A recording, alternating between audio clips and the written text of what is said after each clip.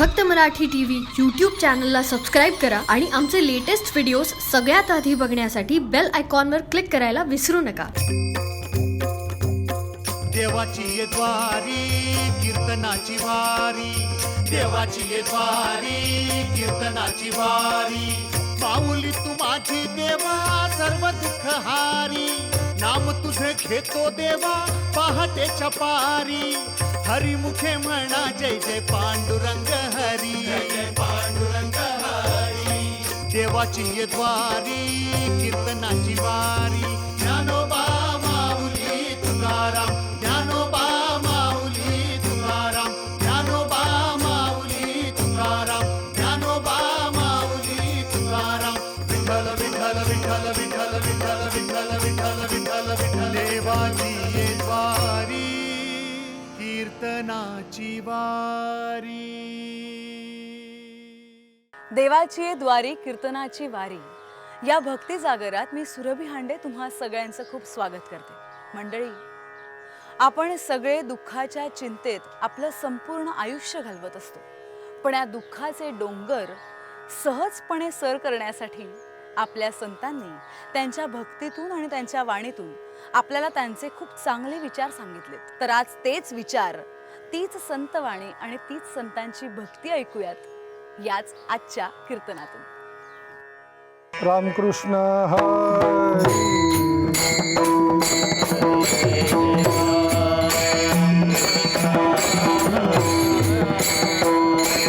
जय जय राम हरी.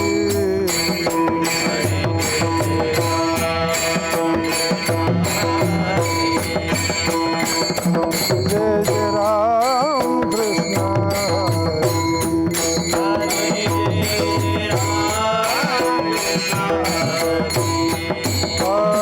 जय जय राम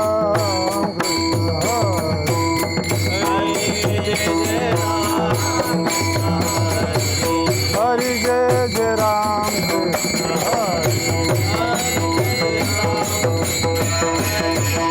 जय राम जय जय राम जय जय राम.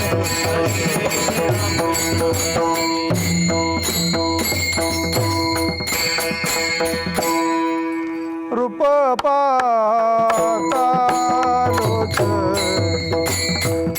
सुख झाले ओ साजणी, सुख झाले ओ साजणी, सुख झाले ओ साजणी.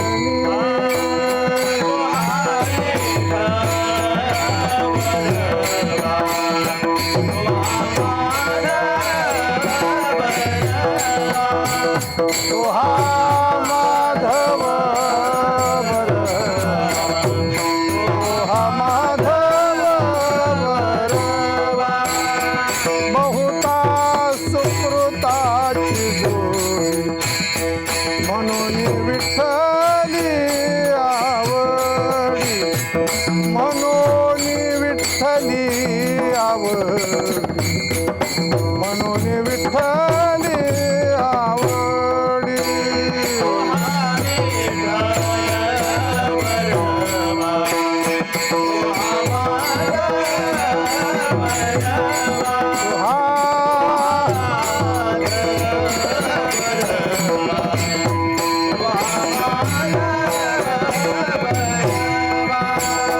सर्व सुखाचे आगर वापर खुमा देवीवर, तो हा विठ्ठल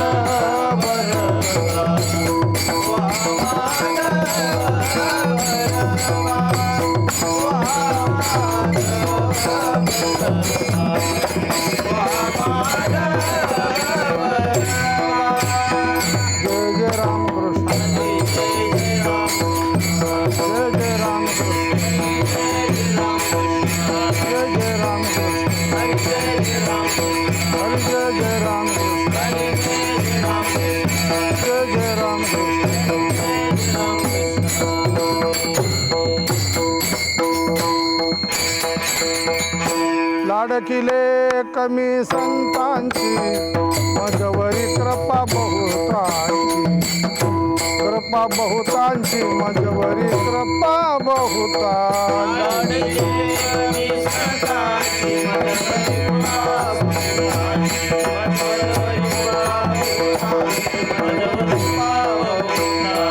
अखई चुडा हाती आला अंकन मोती नाकाला अंकन मोती नाकाला अंकन मोती नाकाला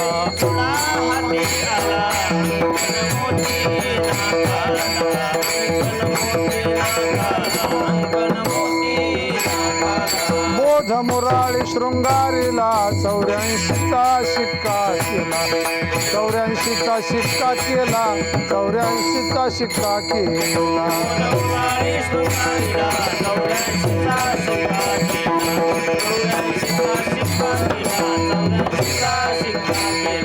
तुका तुकी उतरला सहानकेचा कौल दिला सहानकेचा कौल दिला सहानकेचा कौल दिला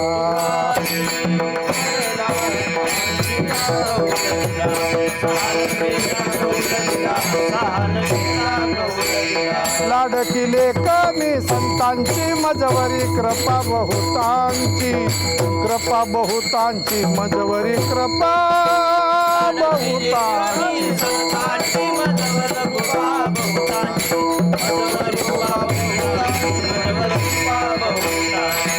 विठोबा रखुमाई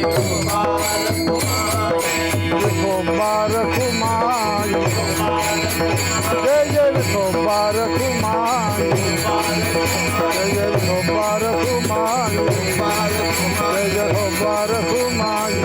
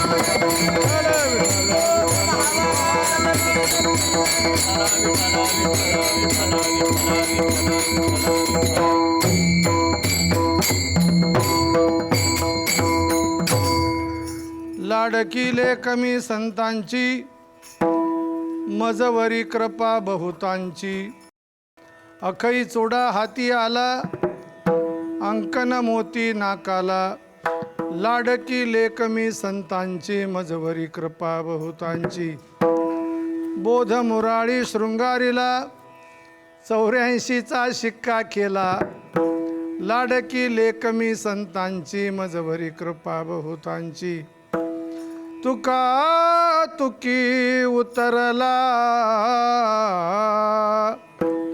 सहानकेचा कौल दिला लाडकी लेकमी संतांची मजवरी कृपा बहुतांची पांडुरंगा करू प्रथम नमन दुसरे चरणा दुसरे चरणा त्यांच्या कृपाधाने कथेचा विस्तारू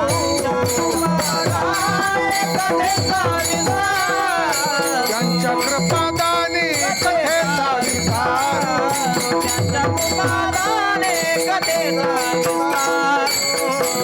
बाबाजी सद्गुरुदास तुका बाबाजी सद्गुरुदास तुका लाडकी लेकमी संतांची मजवरी कृपा बहुतांची लाडकी लेकमी संतांची मजवरी कृपा बहुतांची. प्रस्तुत प्राप्तस्थळी प्राप्त प्रसंगी कीर्तन चिंतनाच्या सेवेच्या निमित्ताने आपल्यासमोर गाऊन वाचून दाखविलेला अभंग जगतमान्य देवमान्य आणि सर्वमान्य अशा स्वरूपाचे संत श्रीमंत श्री संत संत सम्राट श्री जगद्गुरु तुकाराम महाराज यांच्या अभंग गाथेमधील संतपर प्रकरणामधील रूपकात्मक स्वरूपाच्या भाषेमध्ये येणारा आणि साधक संतांचा पारमार्थिक संबंध प्रतिपादन करणारा उत्कृष्ट असा 4 चरणाचा अभंग या ठिकाणी चिंतनाकरता निवडलेला आहे. प्रस्तुतच्या अभंगाच्या माध्यमातून श्री तुकाराम महाराज परमार्थपथिक साधकांचा आणि परमार्थाच्या क्षेत्रामध्ये अत्युच्च भूमिकेवरती विराजमान झालेल्या संतांचा काय परस्परांचा संबंध आहे, हा साधक संतांचा संबंध बाप आणि लेकीच्या दृष्टांताच्या माध्यमातून या ठिकाणी प्रतिपादन करतात. विठ्ठल विठ्ठल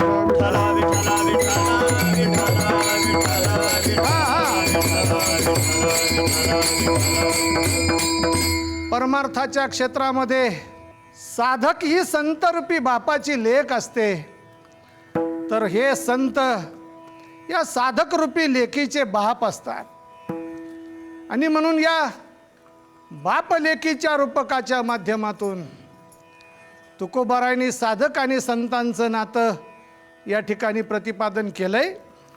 आणि हे नातं प्रतिपादन करत असताना तुकाराम महाराज आपल्या छातीकडे अंगोली निर्देश करतात आणि म्हणतात की मी संतांची लाडकी लेक आहे. वस्तुतः विचार करू गेलो तर मी कोणाची तरी लेक आहे हे कोणीतरी स्त्रीच म्हणू शकते. पुरुषाला म्हणून घेण्याचा, लेक म्हणून घेण्याचा अधिकार नियतीनं व निसर्गानं दिला नाही. एखादी स्त्रीच मी कोणाची तरी लेक आहे असं म्हणू शकते. इथे तुकाराम महाराज स्वतःला संतांची लाडकी लेक म्हणून घेतात. मग नियतीचा आणि निसर्ग नियमाचा विचार करू गेलो तर स्वतःला लेक म्हणून घेण्याचा अधिकार कोण्याही पुरुषाचा नाही. बस विदर्भातील संत श्री गुलाबराव महाराज माधानकर हे या गोष्टीला अपवाद आहेत. ते स्वतःला ज्ञानेश कन्या म्हणून घेत असत. त्या पद्धतीचे ज्ञानेश कन्येचे अलंकार परिधान करीत असत. हे गुलाबराव महाराज अपवाद वगळता बाकी कोणीही स्वतःला मी संतांची लाडकी लेक आहे असं म्हणून घेऊ शकत नाही. मग तुकाराम महाराज इथे स्वतःला लेक म्हणून घेतात. आपल्यासारख्याला प्रश्न निर्माण होणं गरजेची गोष्ट आहे. या जगामध्ये पुरुष फक्त एकटा आहे, त्याला भगवान परमात्मा असं म्हणतात. आणि तोही सामान्य पुरुष नाही, तर क्षर पुरुष आणि अक्षर पुरुषाच्या पलीकडे असलेला स्वतः भगवान सांगतो उत्तम पुरुषस्त्वन्यः. मला परमात्मा असं म्हणतात, मी उत्तम अशा स्वरूपाचा पुरुष आहे. आणि म्हणून एकटा सर्वोत्तम सत्पुरुष असलेला भगवान परमात्मा जर वजा केला तर या जगामध्ये तुम्हाला आणि मला पुरुष म्हणून घेण्याचा अधिकार नाही. पुरुष फक्त एकटा भगवान आहे. मग स्त्री कोणती याचं चिंतन आपल्याला करावं लागेल. जन्म झाल्यापासून या जगामध्ये आल्यापासून ज्यांच्या ज्यांच्या पाठीमागे चतुर्विध स्वरूपाचं पारतंत्र्य लागलेलं आहे ते कोणी का असेनात ते पुरुष म्हणून घेण्याच्या योग्यतेचे नाही. पहिली पारतंत्र्यता आहे प्रकृतीची पारतंत्र्यता. दुसरी पारतंत्र्यता आहे शासन पारतंत्र्यता, तिसरी पारतंत्र्यता आहे अधिकार पारतंत्र्यता आणि चौथी पारतंत्र्यता आहे स्त्री पारतंत्र्यता. विठ्ठल विठ्ठल बरंच सविस्ताराचं चिंतन आहे. सत्वगुण रजोगुण तमोगुणाची 3 गुणाची प्रकृती बनलेली असते आणि या त्रिगुणात्मक प्रकृतीच्या माध्यमातूनच आपल्याला कार्य करावे लागतात. त्यानुसाराची त्याला एक ओवी आहे. कर्मपराधीनपणे निपततसे प्रकृती गुणे येरी धरी मोकली अंतःकरणे वाही जे वाया. हे प्रकृतीचं पारतंत्र्य आहे. दुसरं पारतंत्र्य अधिकाराचं, तिसरं शासनाचं आणि चौथं स्त्री पारतंत्र्य, जे की आपल्या सगळ्यांच्या अनुभूतीचा विषय आहे. या जगामध्ये एकटा पुरुष आहे, त्याला भगवान असं म्हणतात आणि सगळ्याच्या सगळ्या स्त्रिया आहेत या संपूर्ण जगतामध्ये त्यांना जीव असं म्हणतात. मग जर परमात्मा पुरुष आहेत, आपण सगळ्या स्त्रिया आहोत, तर तुकाराम महाराज कोण? तुकाराम महाराजही सामान्य पुरुष नाहीत. तर तुकाराम महाराज परमार्थाच्या दृष्टीने अध्यात्माच्या दृष्टीने ज्याला प्राप्त पुरुष अशी संज्ञा प्राप्त आहे किंवा ज्यांना अवाप्त काम पुरुष असं म्हटलं जातं, अशा प्राप्त पुरुषाच्या भूमिकेवरती तुकाराम महाराजांचं जीवन आहे. प्राप्त पुरुषाची भूमिका कशा स्वरूपाची असते की ज्याच्या जीवनामध्ये कुठल्याही प्रकारच्या विकाराला प्राधान्य नाही, ज्याच्या जीवनामध्ये कुठल्याही इच्छेला स्थान राहिलं नाही आणि ज्याच्या जीवनामध्ये कुठल्याही कर्तव्याला किंमत राहिली नाही, असं ज्याचं जीवन असतं त्याला प्राप्त पुरुष असं म्हटलं जातं. काम नाही काम नाही काम नाही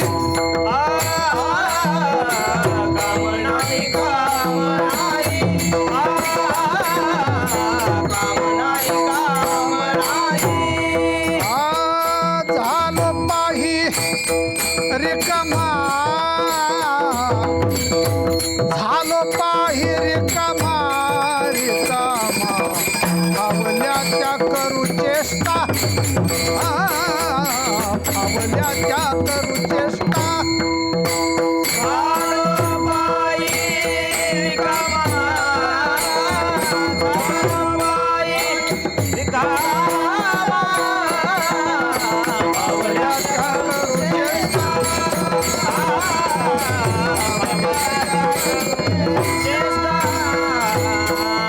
बस काम नाही झालो पाही रिकामा. याचा अर्थ काय? तर पहिल्या काम नाही शब्दाचा अर्थ आहे कुठल्याही प्रकारचे विकार आमच्यात राहिले नाही. काम नाही दुसऱ्यांदा म्हटलं कुठल्याही प्रकारची इच्छा जीवनामध्ये राहिली नाही. आणि काम नाही म्हटलं कुठल्याही प्रकारचं कर्तव्य आता उरलं नाही. अशा प्राप्त अवाप्त काम पुरुषाच्या भूमिकेवरती ज्या महापुरुषांचं जीवन विराजमान आहे, अशा संत श्री तुकोबारायांनी म्हणावं, मी कोणाची तरी लेक आहे, मी संतांची लेक आहे. हे कसं संभवनीय आहे? तर याकरता तुकोबारायांनी नाट्यशास्त्राचा एक सिद्धांत आणि अत्यंत महत्त्वाचा नियम सांगितला. तुकोबारायची गाथा का वाचावी? एक जाता जाता ओघवत्या शैलीमध्ये 1 मिनिटामध्ये सांगून जातो. शेतकऱ्यानं शेतीकडं कसं लक्ष द्यावं याच्याकरता मार्गदर्शक तुकोबारायची गाथा आहे. गृहिणीनं घरामध्ये गृहकृत्य दक्ष कसं असावं याच्याकरता मार्गदर्शक तुकोबारायची गाथा आहे. कोण्याही असलेल्या अभिनेत्यानं रंगभूमीवरती कशा स्वरूपाचा अभिनय करावा याचं मार्गदर्शन करणारी तुकोबारायची गाथा आहे. तुकोबारायांनी नाट्यशास्त्राचा एक अबाधित अशा स्वरूपाचा नियम सांगितला की कोण्याही दिग्दर्शकानं एखाद्या नटाला एखाद्या अभिनेत्याला जी भूमिका दिली त्या भूमिकेला न्याय द्यायचा असेल किंवा त्या भूमिकेची योग्य अशा स्वरूपाची संपादनी करायची असेल तर घेतलेल्या भूमिकेच्या सुसंगत अशा स्वरूपाची वाक्यरचना त्याच्या मुखातनं बाहेर पडणं गरजेची गोष्ट आहे. आणि जर त्या अभिनेत्याच्या मुखातून विसंगत अशा स्वरूपाची वाक्यरचना बाहेर पडली तर घेतलेल्या भूमिकेमध्ये विटंबना आणि व्यंग निर्माण होण्याचा धोका जादा असतो. तुकोबाराय सांगतात, विटंबना व्यंग पडिली, विटंबना विडंबना व्यंग पडिलिया.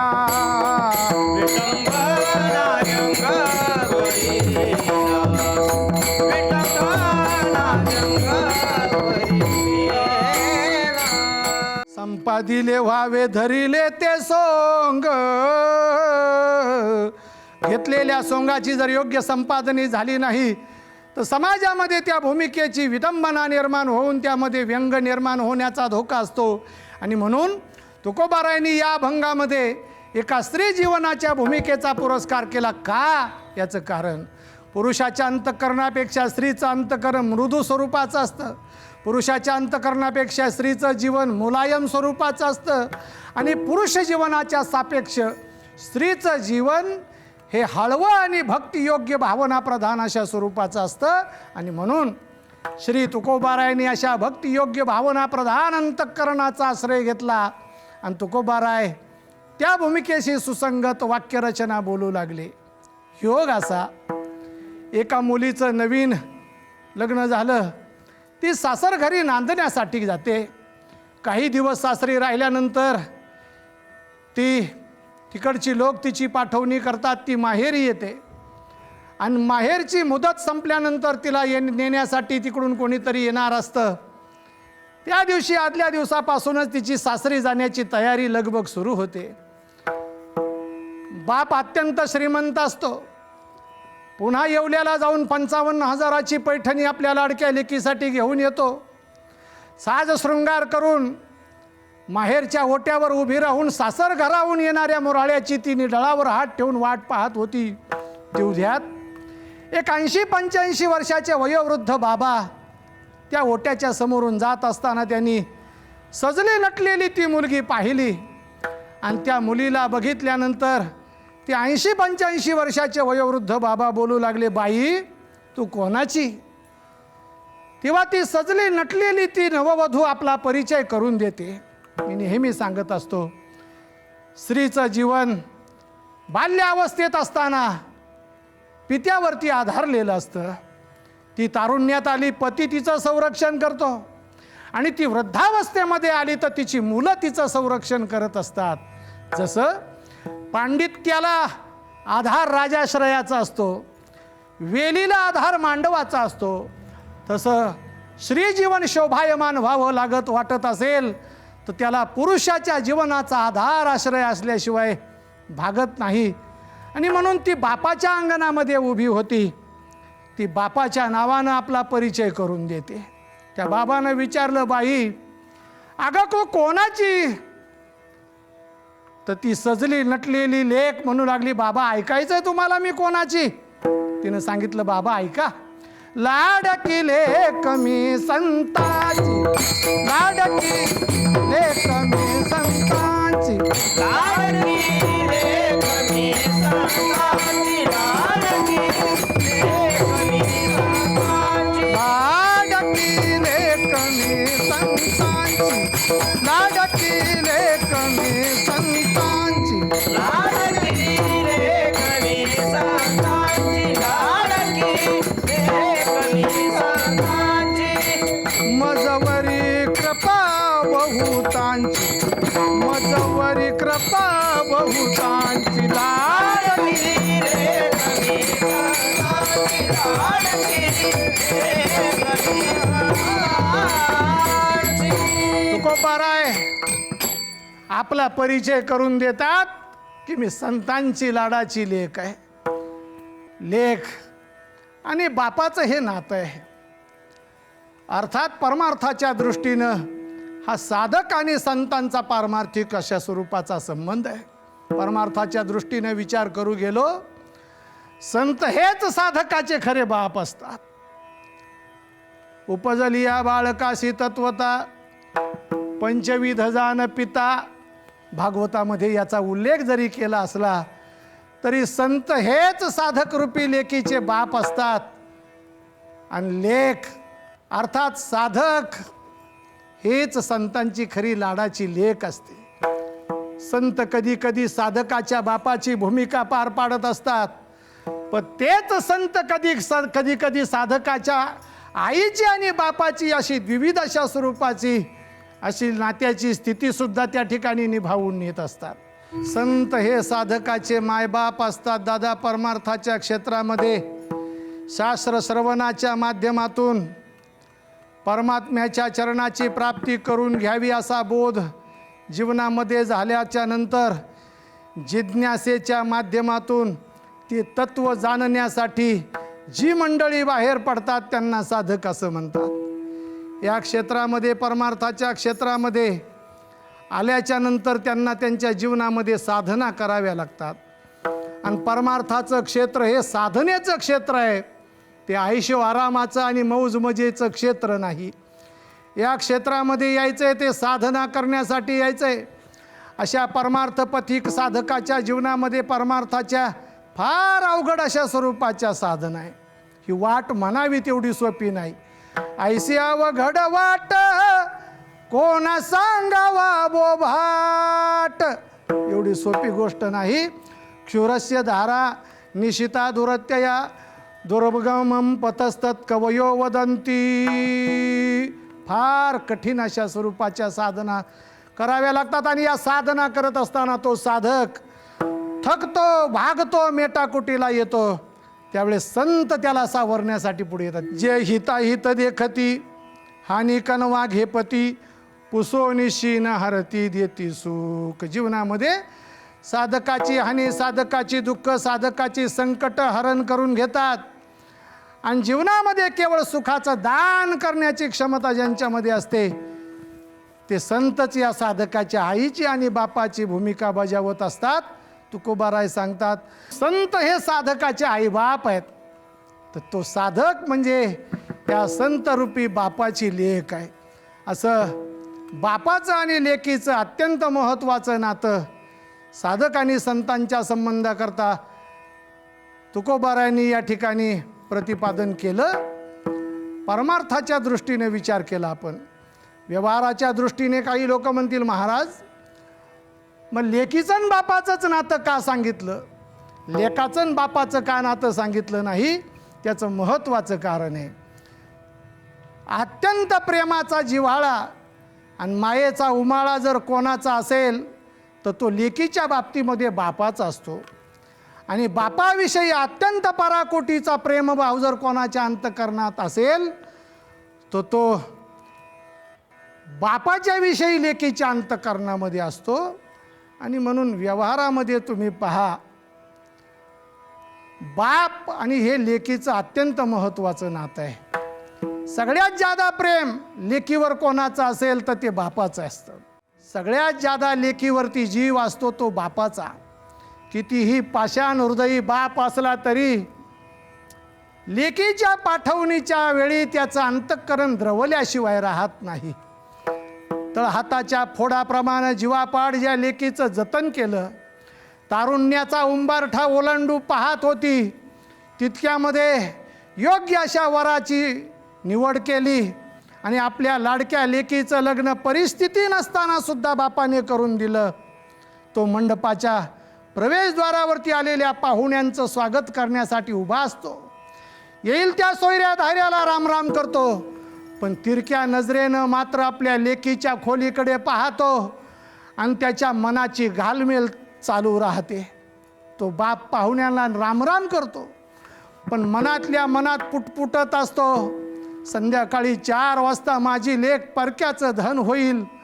आजपर्यंत माझ्या पोटा पाण्याची, जेवणा खावण्याची, औषधा पाण्याची चिंता माझ्या लेकीनं केली. संध्याकाळी माझी लेक जाईल, परक्याचं धन होईल आणि प्रत्यक्षात पाठवणीची घटिका जवळ येते.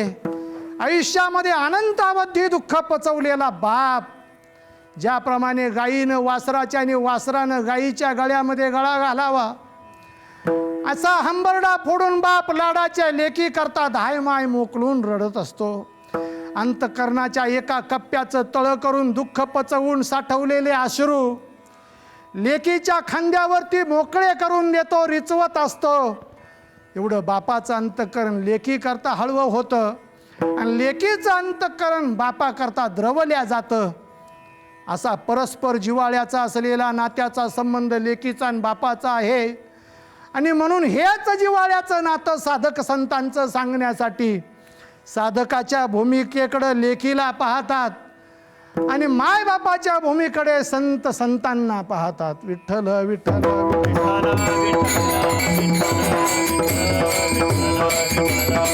म्हणून तुकोबाराय पहिल्या चरणामध्ये सांगतात की लाडकी लेक मी संतांची. मी संतांची लाडाची लेक तर आहेच, पण त्याचबरोबर माझ्यावर फार लोकांची कृपा आहे. संतांची कृपा आहेच, पण मजवरी कृपा बहुतांची. कोणाची कृपा? संतांची कृपा आहेच, पहिली कृपा देवाची कृपा. ऐका, अनेक कृपा आपल्याला सांगता येतील. ज्ञानाची कृपा, देवाची कृपा सांगतो. काय देवाची कृपा? काही लोकांना देवच मान्य नाही, तर देवाची कृपा कधी मान्य होत असणार? देव नाही म्हणतात. तुकोबाराय म्हणतात, जी करंट्या कपाळाची असतात त्यांना देवाचा कायम दुष्काळ आहे, पण जी भाग्यवंत असतात त्यांना देवाचा कायम सुकाळ आपल्याला पाहायला मिळतो. तुकोबारायचे कितीतरी प्रमाण आहे. आणि म्हणून पहिली कृपा देवाची. देवाने आपल्याला सत्संगतेच्या योग्यतेचं हे मनुष्य शरीर प्रदान केलं. हे सत्संगाच्या प्रधानतेचं शरीर देवानं दिलं नसतं तर आपण काय करू शकलो असतो? आणि म्हणून सत्संगाच्या असलेल्या गोष्टीची योग्यता जर कोणत्या शरीरात असेल तर ती या शरीरात आहे. आणि म्हणून मजवरी कृपा बहुतांची. आता संतरूपी बापानं परमात्म्या नावाच्या योग्य वराचं नियोजन करून आमचा विवाह त्याच्याशी लावून दिलेला आहे. आता पातिव्रत्य धर्माचा स्वीकार करायचा आहे. आता पाठीमागचं जीवन कौमारी अवस्थेतलं जीवन होतं, पण आता परमात्म्याशी पाणीग्रहण झालंय. भूमिका निभवायची आहे पतिव्रतेची. आणि म्हणून पतिव्रतेच्या जीवनातलं महत्त्वाचं असलेलं कार्य ज्ञानोबाराय सांगतात. पतीची या मता अनुसरोनी पतिव्रता, किंवा स्वामीची या मनोभावा न चुकीजे हेची परमसेवा. स्त्रीच्या जीवनामध्ये काही अलंकाराला अनन्यसाधारण महत्त्व आहे. सौभाग्यत्व जीवनामध्ये प्राप्त झालं.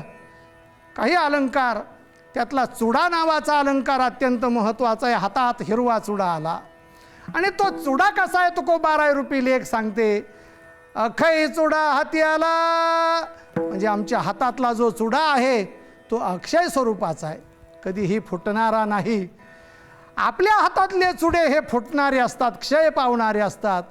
तुकोबाराय म्हणतात की आमच्या जीवनामध्ये चुडा आला तो अक्षय चुडा आहे, कधीच फुटू शकत नाही. याचं कारण विटेवरच्या राजसिंहासनावरती विराजमान असलेला भगवान आमचा पतिराज आहे. आणि त्या पतिराजाचं स्वरूप जर पाहिलं तर न जायते म्रियते वा कदाचिन. शस्त्र त्याला छेदू शकत नाही, पाणी त्याला भिजवू शकत नाही, वारा त्याला सुकवू शकत नाही, अग्नी त्याला जाळू शकत नाही. असा अमरत्वाच्या राजसिंहासनावरती जर आमचा पतिराज विराजमान आहे तर आमचा चुडा फुटेल कसा? म्हणून अक्षय चुडा हाती आला. आणि दुसरा महत्त्वाचा दागिना सांगतात, अंकन मोती नाकाला.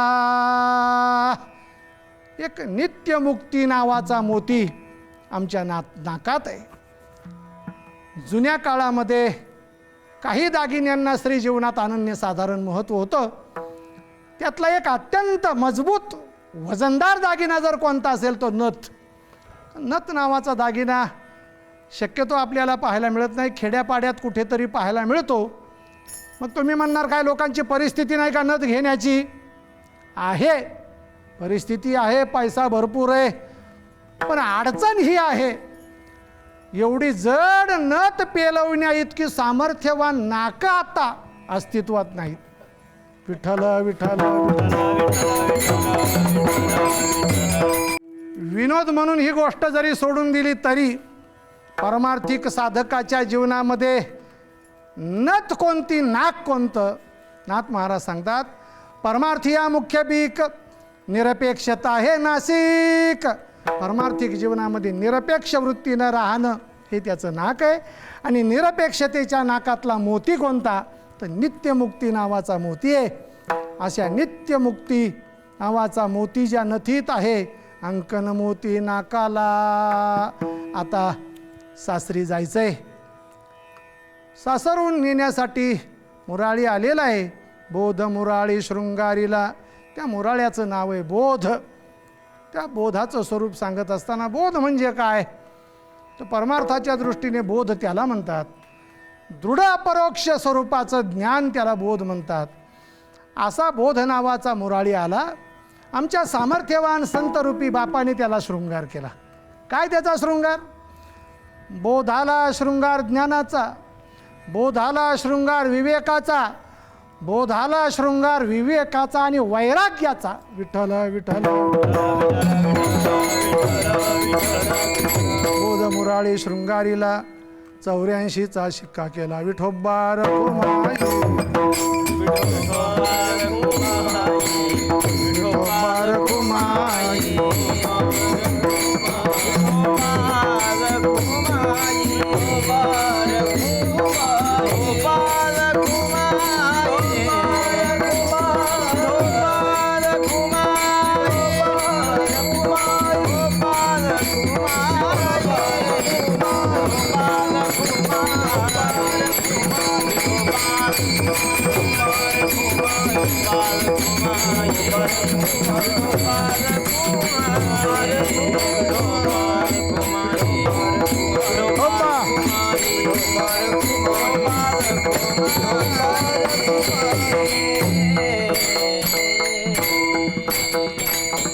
बोध मुराळी शृंगारीला आणि 84चा शिक्का केला. 84 लक्ष योनीची असलेली यरझार ही त्या ठिकाणी त्या माध्यमातून संपली गेली. आमचं जीवन परमात्म्याशी समरस झालं. दूरदर्शीपणानं आमच्या संतरूपी बापानं परेच्याही पलीकडचा असलेला परमात्मा आमच्या जीवनामध्ये वर म्हणून त्याची प्राप्ती करून दिली. आम्ही आता त्याच्या पतिव्रता झालो. पण या विवाहाला मान्यता देण्यापूर्वी आमच्या संतरूपी बापाने आमची पत्रिका पाहिली आणि पाहतात तर योग्य अशा तंतोतंत गुणाचं गुणमेलन झालं. तुकी उतरला सहानकेचा कौल दिला, तुकिता तुळनेसी ब्रह्म तुकासी आले, म्हणून रामेश्वरे चरणी मस्तक ठेविले.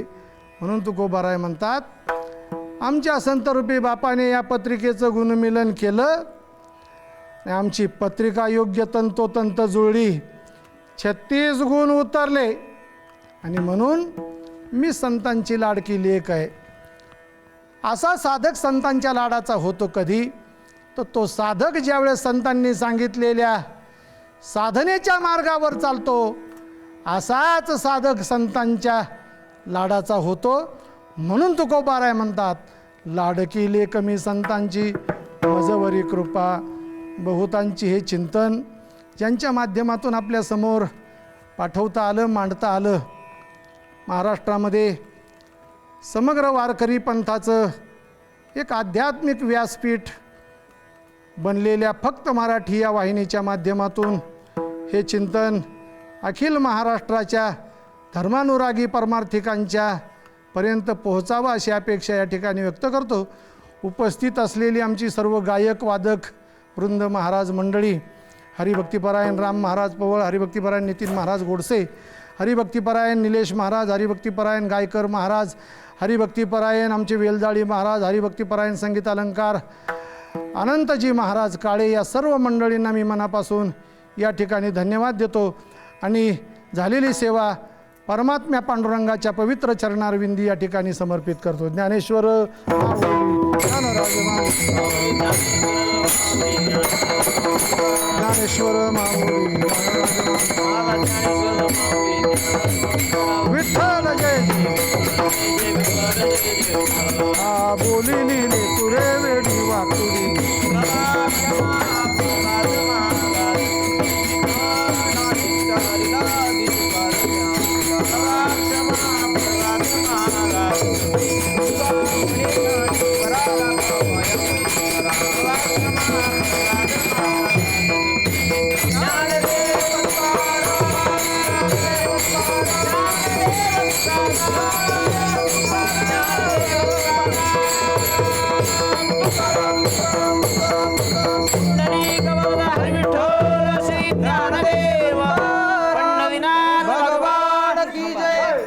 मंडळी, आजच्या कीर्तनातून तुम्हा सगळ्यांना भक्तीची ताकद कळली असेल असं मला वाटतं.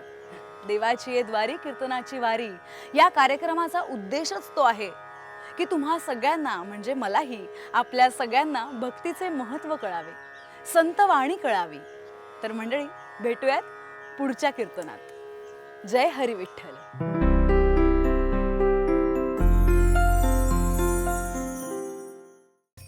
असेच भक्तिमय कार्यक्रम बघण्यासाठी आमचं फक्त मराठी भक्तिरंग यूट्यूब चॅनल सबस्क्राईब करा आणि बेल आयकॉनवर क्लिक करायला विसरू नका.